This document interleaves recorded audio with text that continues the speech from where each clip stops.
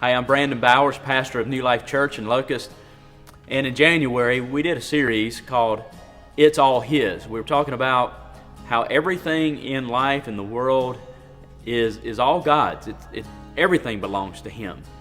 And we went through some different areas that we tend to struggle with in relinquishing to God full control.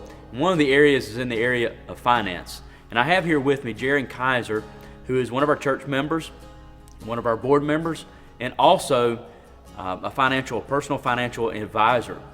And the last message of our series, he walked us through some of the common problems and obstacles that we face in American culture and society when it comes to the area of finances, and then highlighted and encouraged us toward some biblical solutions. However, we know that there are further questions and there are topics we didn't get to cover and that kind of thing. So we decided we would produce 3 supplemental videos that would hit some of the major topics when it comes to finance and answer some of the most common misconceptions and questions people have when it comes to these topics. This is video number 3 on insurance. We've already covered budgeting, saving, and investing, and if you missed either one of those, I'd encourage you to go and watch those. They're very informative.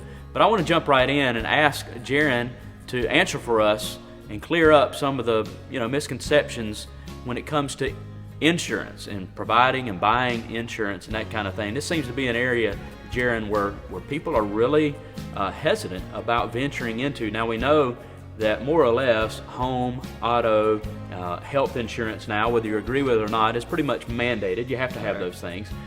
So when we're talking about insurance and purchasing something that is somewhat optional, typically it's life insurance. Right.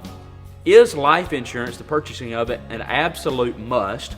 Or, and I've heard this theory out there, that you'd be better off just simply to put that premium money away in a savings account, a mutual fund, or invest it in the stock market, and just leave it alone.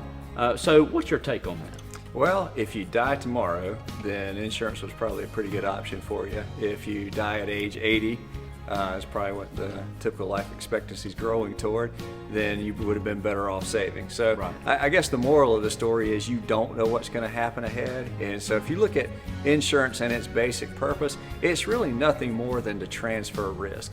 Early in life, you tend to you get married, you have a family, you buy a home, you start to have obligations and responsibilities, not only to loved ones, but to financial institutions and other obligations. So really when deciding what to do as far as insurance goes, you need to analyze your situation and understand, can I fund whatever risk I'm taking on myself, or do I need to transfer that risk for a period of time for the rest of my life because I can't be effectively self-insured at the present time. So because we don't know, that there's, at least in the early years of life, there's typically an insurance need. Right.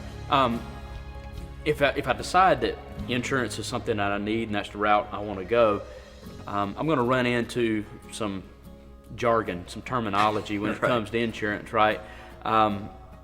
Most typically in deciding what kind of life insurance to purchase, we run into something called term insurance, term life, and something else that's called universal or whole life. What's the difference in those, and how do I decide which one is best for me?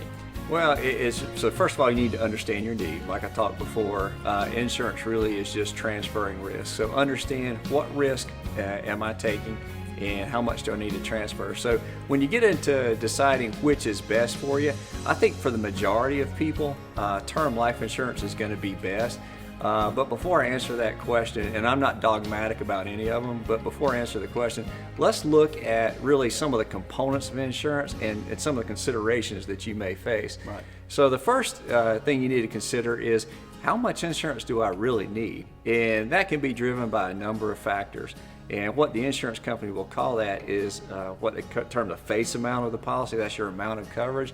But some people will look at, if you're a major breadwinner, if you have a dual income household, then you may look at it as, okay, how much do I need to replace income for a set amount of time? Maybe you're a stay-at-home mom or dad, or maybe you have other obligations or goals. We talked in the budgeting or the investing, you've got other goals that you would like to see funded if something were to happen to you. Then maybe you could approach it from a needs-based, or a more expense-based calculation. So determine the face amount, what's going to be right for you. And then really what you're looking at is the length of the coverage. When you talk about a term policy, that's really what you're talking about. And when they refer to term, that's the length of the coverage.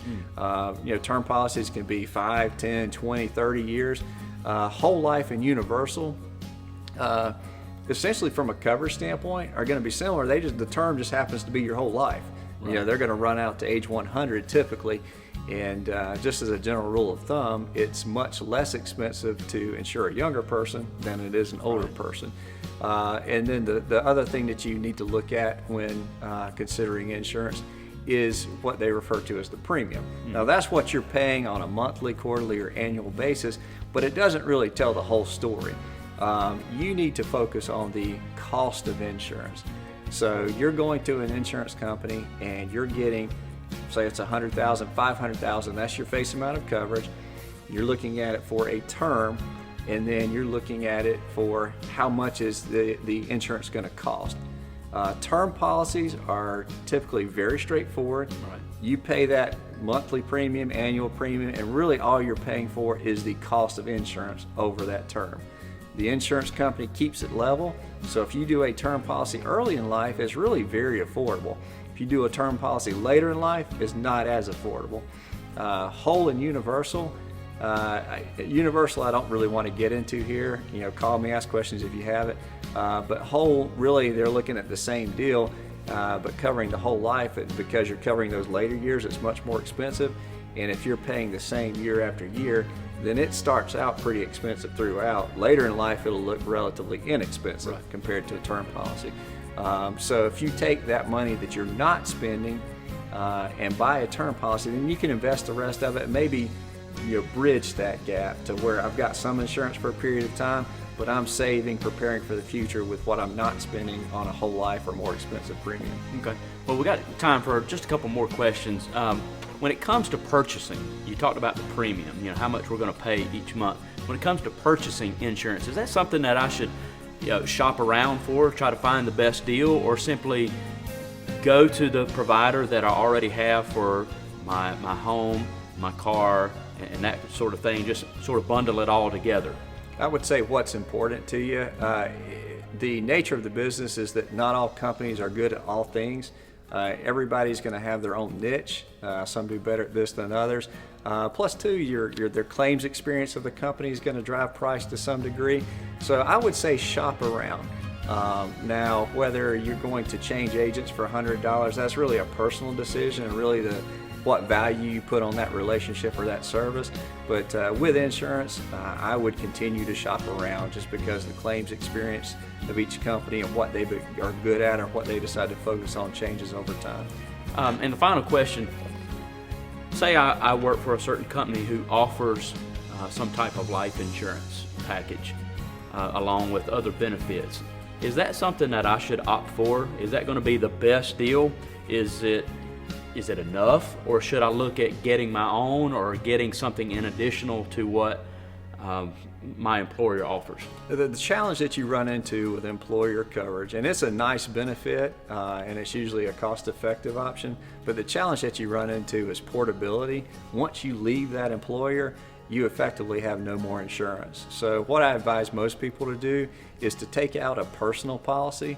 It's going to stay with you regardless of your employment situation, and do that for a base amount of coverage that you need. And as you go from employer to employer or stay with the same employer, determine what is the cost of their insurance and maybe use that low cost option to supplement what you already have. But I would not rely just on employer insurance. Right. I know that there are probably plenty of other questions that you might have about insurance and the purchasing of insurance. So please feel free, if you have questions or you'd like some personal coaching in this area, to contact us here at New Life. We're not financial advisors, but we would love to be able to help you and maybe point you in the right direction. So you could send us a message at info@newlife247.com. We'd love to help you out. And I just want to say thanks again to Jaron for taking time out to answer these questions for us. And like I said, be sure to check out the other two videos on budgeting, saving, and investing. Thanks for your time.